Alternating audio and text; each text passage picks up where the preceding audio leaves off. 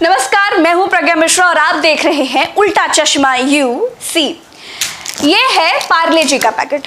है कोई माइका लाल जो इसको 5 के बजाय दुकानदार से 3 रुपए में खरीद ले जाए? चाहे रखा रहे, चाहे सड़ जाए, चाहे चूहे को उतर जाए, लेकिन आप इस पार्ले जी के पैकेट को 5 रुपए से कम पर नहीं खरीद पाएंगे। इसको कहते हैं एमआरपी यानी मैक्सिमम रिटेल प्राइस। ये है भारत में धन्ना सेठों के लिए सुविधा और इसी देश में किसान का आलू 5 रुपए किलो भी मिलेगा और 1 रुपए किलो भी मिलेगा। सरकार किसानों के लिए तय करती है एमएसपी यानी न्यूनतम यानी मिनिमम सपोर्ट प्राइस। सरकार कहने को मिनिमम सपोर्ट प्राइस किसानों के लिए घोषित करती है, लेकिन खुद भी किसानों से फसल नहीं खरीदती। किसान सरकारी दुकान पर ट्रॉली में लादकर गेहूं ले जाता है। अधिकारी कहता है बोरी नहीं है, कल आना। अगले दिन फिर जाता है, कहता है पल्लेदार नहीं है, कल आना। फिर कल जाता है तो अधिकारी कहता है कि गोदाम में जगह नहीं है, तुम कल आना। किसान फिर कल जाता है, अधिकारी कहता है कि लोड करने वाला ट्रक नहीं आ पाया है, तुम ऐसा करना, कल आना। मतलब किसान को चग्गा बग्गा पढ़ाया जाता है, यानी किसान को पूरी तरह से टरकाया जाता रहता है। किसान आखिर में थक हार कर अपनी गेहूं से लदी ट्रॉली प्राइवेट मंडी में बेच देता है। अब देखिए, सरकारी दाम था 20 रुपए, किसान ने प्राइवेट लाला बनिया को बेचा 12 रुपए में, और जैसे ही किसान ने बेचा एमएसपी वाले सरकारी अधिकारी ने लाला से खरीद लिया 13 रुपए में। अधिकारी ने 7 रुपए प्रति किलो पर घपला कर दिया, यानी किसान से ना लेकर लेवी में या सरकारी गोदाम में व्यापारी से लेकर फसल भर ली जाती है।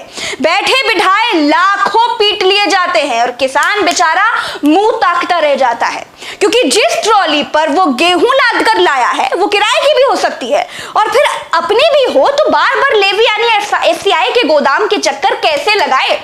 उसको अगली फसल भी उगानी है और इस तरह सरकारी एमएसपी से किसानों को लूटा जाता है। अधिकारी माला माल हो जाते हैं। इस देश में एमएसपी भ्रष्टाचार का वो दलदल है जहां सबसे ज्यादा भ्रष्टाचार होता है। मैं किसान की बेटी हूं, इसीलिए आपको बिल्कुल जमीनी चीज बता रही हूं। अच्छा, अब किसान और उद्योगपति में अंतर देखिए। पार्ले जी का प्राइस दुकानदार आपको बताता है 5 रुपए का है, लो या ना लो। किसान की फसल का दाम मंडी में खरीदने वाला तय करता है। वो किसान को ऑफर करता है, कहता है 5 रुपए दोगे, 50 रुपए का दोगे। बस यही कारण है किसानों की दुर्गति का। किसानों की फसल का रेट आप तय कर दीजिए। किसान का गेहूं 20 रुपए किलो बिकेगा, कोई कम पर खरीदेगा या ज्यादा पर बेचेगा तो जेल होगी। फिर देखिए किसानों की आय कैसे उनकी आमदनी दोगुनी हो जाती है। भारत कृषि प्रधान देश है, लेकिन भारत के किसानों को पता ही नहीं है कि इस बार धान 10 रुपए में बिकेगा या 20 रुपए में बिकेगा या फिर मंडी के बाहर फेंक कर वापस आना पड़ेगा। कृषि प्रधान देश में किसानों की छीछा लेदर है। आप पार्ले जी वाले को कहिए कि बिस्कुट बनाइए और मंडी में बेचिए, देखिए भाग खड़ा होगा। इनके डीलर किसानों की तरह पेड़ों में लटके हुए मिलेंगे। अब बात उस कानून की भी कर लेते हैं जो किसानों के लिए बनाया गया है। 3 कानून बनाए गए हैं। पहला कानून है आवश्यक वस्तु भंडारण अधिनियम। पहले यह होता था कि खाने पीने की कुछ जरूरी फसलें होती थी जिनकी जमाखोरी अपराध थी। कोई जमाखोरी करता था तो उसे जेल होती थी। अब नए कानून में सरकार कहती है आपदा और युद्ध को छोड़कर जितनी जमाखोरी मतलब जितना भंडारण करना है करो। अब होगा ये कि किसान की तो छत टपकती है, वो तो छप्पर के नीचे रहता है, वो भंडारण तो कर नहीं सकता। और किसान को फसल के बाद चाहिए भैया पैसा। वो अगली फसल में लगाएगा, वो अगली फसल को उगाएगा, वो फसल को घर में रखकर करेगा क्या? अब बड़े बड़े उद्योगपति किसान से अनाज खरीदकर अपने गोदामों में भर लेंगे।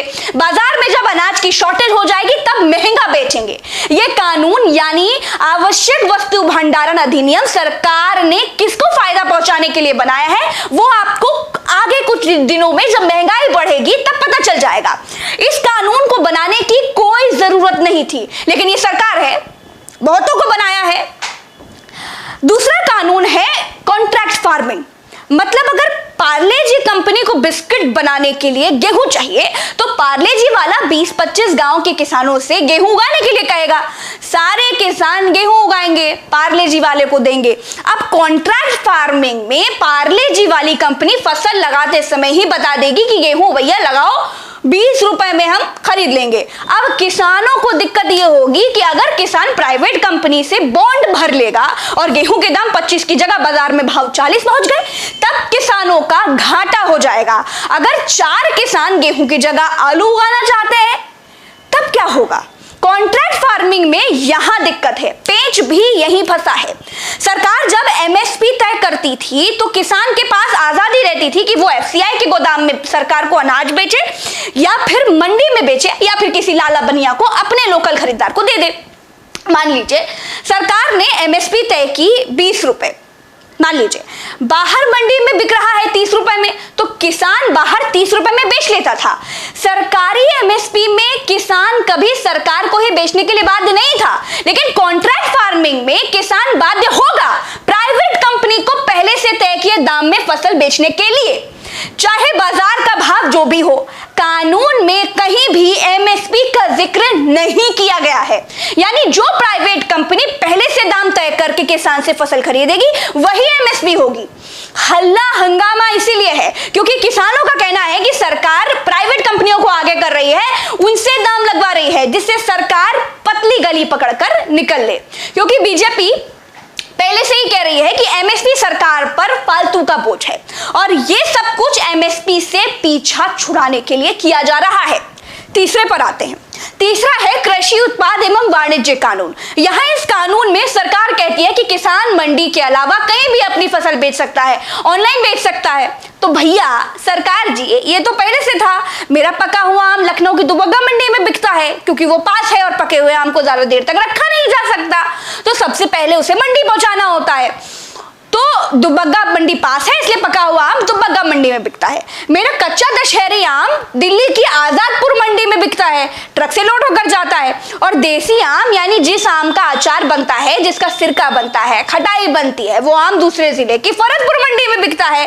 और कुछ कटा फटा टूटा फूटा आम, जो छोटे आम बाग से आड़तिया ले जाता है, कहीं भी बेच सकते हो वाला कानून तो जुमला है। देखिए मेरी समझ से मैं अपने घर के व्यापार को जितना समझती हूं वो आपको समझा दिया, जितना इस कानून के बारे में पढ़ा वो आपको बता दिया। सरकारी गोदामों में एमएसपी घोषित होने के बाद किन किसानों की फसल आसानी से बिना बहानेबाजी के खरीद ली जाती है या नहीं खरीदी जाती है, वो लोग कमेंट करके बताएं। आज के लिए बस इतना ही। जय हिंद, नमस्कार।